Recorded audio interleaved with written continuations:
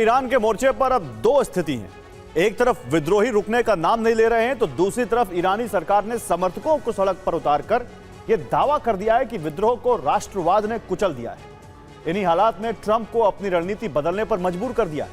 हालांकि टारगेट अब भी खामनेई का तख्ता पलट है, लेकिन अब हमला नहीं होगा, बल्कि विद्रोही और सेना तख्ता पलट करेंगे, जिसके बाद ट्रंप के चुने हुए चेहरे को ईरान के तख्त पर बैठा दिया जाएगा। खामनेई के खिलाफ सड़क पर विद्रोही।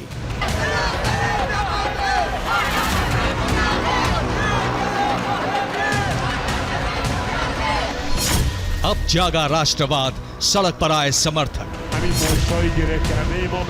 ईरान में लगी विद्रोह की आग भड़की ही थी कि अचानक माहौल बदलने वाले भी सड़क पर उतर आए।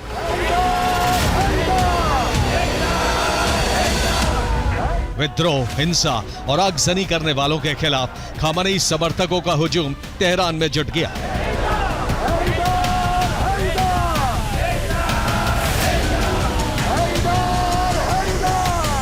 लेकिन ये सिर्फ तेहरान की तस्वीर है।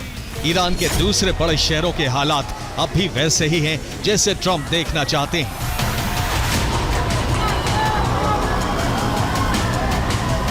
तो फिर समर्थक जुटाकर खामनेई दिखाना क्या चाहते हैं? खामनेई समर्थकों की भीड़ किस मकसद से सड़क पर उतरी है?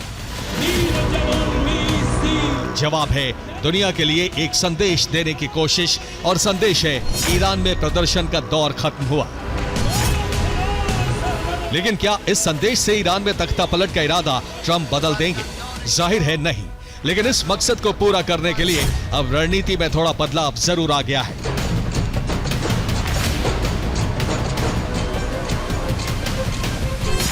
अब ईरान पर सैन्य कार्रवाई नहीं होगी, ना ही खामनेई का अपहरण होगा। यहां तक कि अमेरिका इस प्रदर्शन से दूरी भी बना लेगा।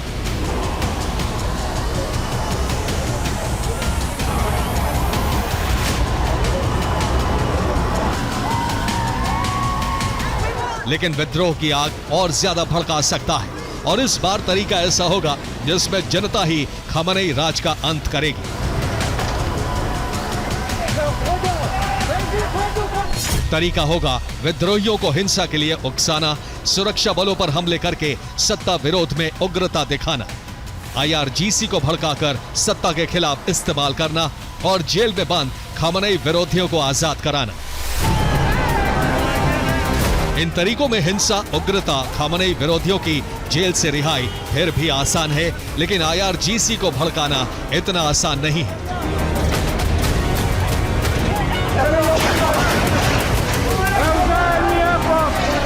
क्योंकि आईआरजीसी के कमांडर खामनेई के वफादार हैं। इसलिए अमेरिका की नीति होगी कि आईआरजीसी और सुरक्षा बलों में ही फूट डाल दी जाए, जो मौजूदा हालात में आसान है।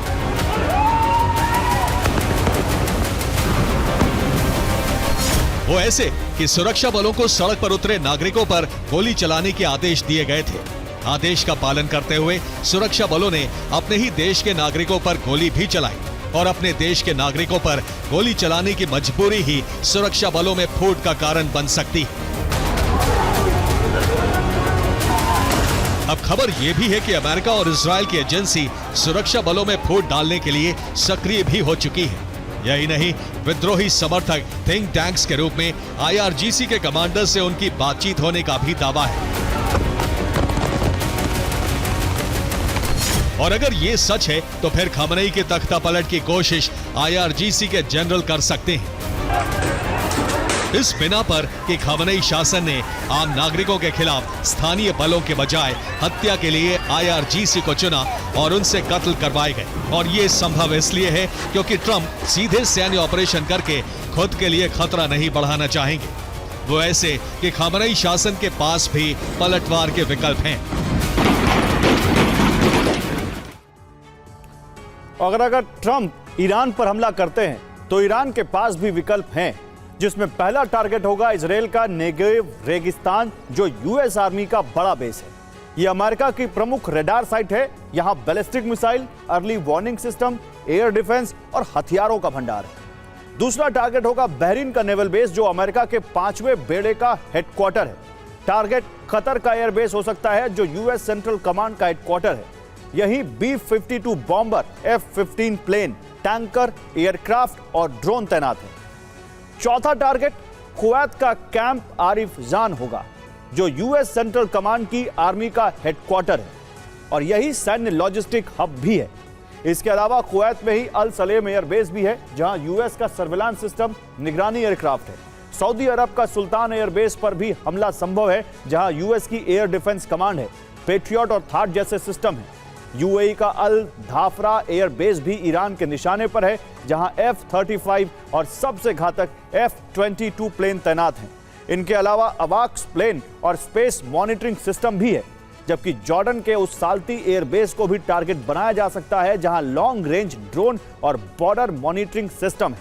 यही नहीं, इराक का अल असद एयरबेस भी टारगेट हो सकता है, जहां यूएस मरीन और एयर फाइटर हैं, जबकि सबसे आसान टारगेट होगा सीरिया का अल तन्फ गैरिसन, जो यूएस का स्ट्रैटेजिक बेस है।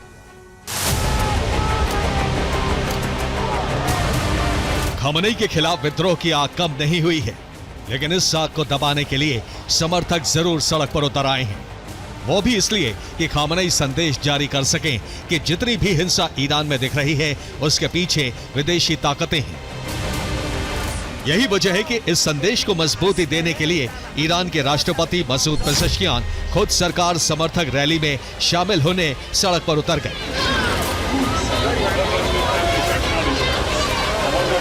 और जैसे ही विद्रोह पर राष्ट्रवाद भारी पड़ने की तस्वीरें जारी हुई, खामनेई ने संदेश भी जारी कर दिया।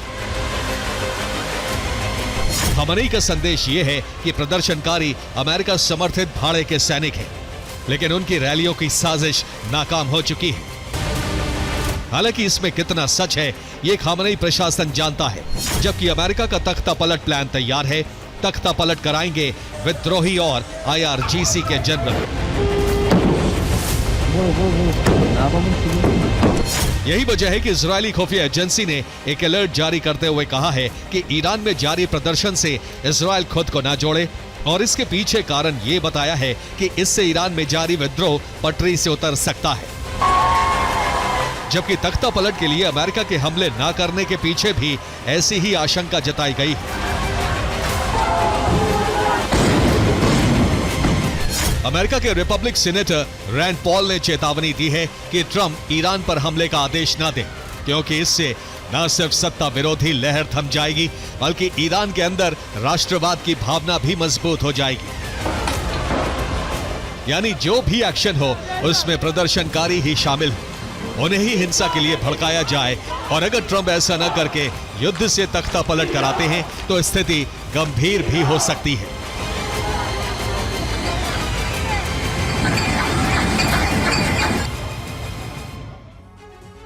और अगर ट्रंप हमला करते हैं तो होर्मुज से यूएस के ठिकानों पर हमला संभव है।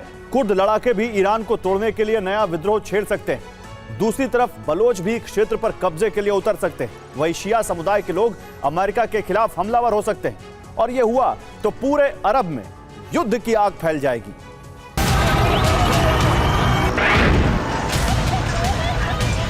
इसका सीधा मतलब है कि ट्रंप ऐसा कोई कदम नहीं उठाएंगे जो उनकी रणनीति पर उल्टा पड़ जाए। इसलिए विद्रोह और सुरक्षा बलों में फूट डालकर तख्ता पलट की कोशिश होगी। लेकिन इसमें एक दुविधा यह है कि खामनेई हटते हैं तो भी ट्रंप नियंत्रण नहीं कर पाएंगे। तो फिर ट्रंप का असल प्लान क्या है? जवाब है कठपुतली सरकार, जिसके लिए नामों की लिस्ट भी तैयार है। इसमें पहले नंबर पर हैं रजा पहलवी, जो ईरान के शाह मोहम्मद रजा पहलवी के पुत्र और उत्तराधिकारी हैं। वही इस समय ईरान नेशनल काउंसिल के जरिए राजशाही आंदोलन चला रहे हैं, लेकिन अब वो राजशाही नहीं, लोकतांत्रिक सरकार लाने का दावा कर रहे हैं। वही इस समय विद्रोह को अपने बयानों से भड़का भी रहे हैं, इसलिए वो प्रमुख विकल्प है। दूसरा विकल्प है पूर्व राष्ट्रपति हसन रूहानी, जिन्होंने राष्ट्रपति रहते हुए 2013 में अमेरिका के तत्कालीन राष्ट्रपति ओबामा से बात की थी और फिर खामनेई ने उनके खिलाफ कड़ी जांच बैठा दी थी। इसके बावजूद वो करीब 8 वर्ष तक राष्ट्रपति के पद पर बने रहे।